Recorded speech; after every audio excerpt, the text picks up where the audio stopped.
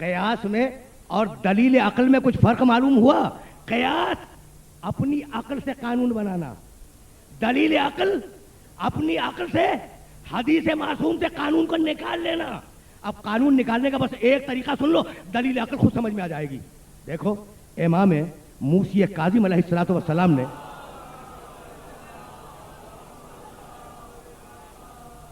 ایک روایت میں ارشاد فرمایا ہے کہ اللہ نے ہفتے میں 35 نمازیں واجب کی ہیں۔ کتنی نمازیں واجب ہیں ہفتے میں؟ 35۔ اب یہ بھی کوئی بتانے کی بات تھی؟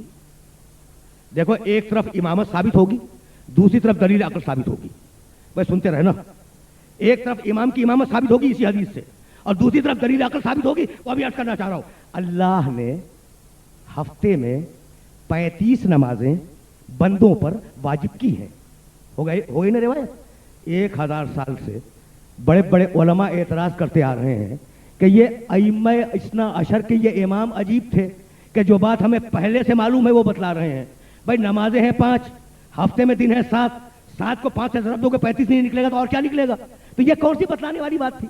یہ تو ایسا ہے جیسے کوئی کہہ دے کہ اللہ نے ہر انسان کو 2 آنکھیں دی ہیں، ہر انسان کو 2 کان دیے ہیں۔ ایسی روایت لگ رہی ہے نا؟ کچھ نہیں ہے نا روایت میں۔ بھائی سنو، اب دیکھو دلیل عقل سمجھانا چاہ رہا ہوں۔ کیا کہا معصوم نے؟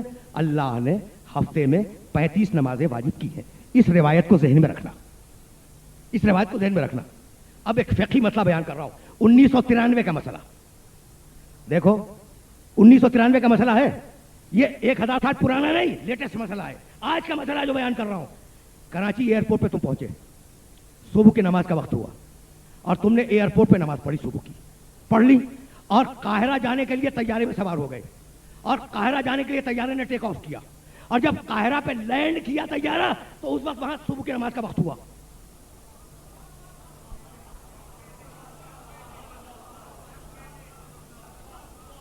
دیکھو سوال سمجھ میں آ گیا؟ میرے سارے سننے والوں کے ذہن میں سوال آ گیا کہ بھائی تم نے صبح کی نماز پڑھی کراچی ایئرپورٹ پر، صبح کی نماز پڑھی کراچی کے ایئرپورٹ پر، طیارے میں سوار ہوئے، اور جب قاہرہ پہنچے تو وہاں صبح کی نماز کا وقت ہو رہا تھا۔ اب تم پر صبح کی نماز وہاں واجب ہوئی یا نہیں ہوئی؟ سوال ہے نا؟ تو بھائی جو پڑھ چکے وہ کافی ہے، قاہرہ میں اب نہیں پڑھو گے، اس لیے کہ اللہ نے 35 واجب کی ہیں، وہ 36ویں ہو جائے گی۔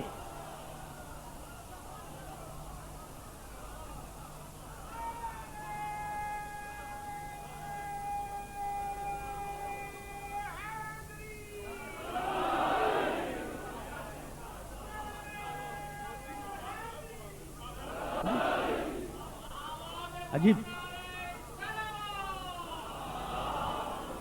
عجیب مسئلہ،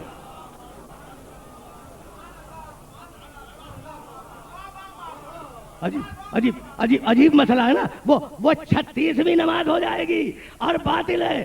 تو ایک طرف دلیل عقل سمجھ میں آ گئی اور دوسری طرف امام کی نگاہ امامت سمجھ میں آ گئی کہ کہاں کہاں تک دیکھ رہا تھا۔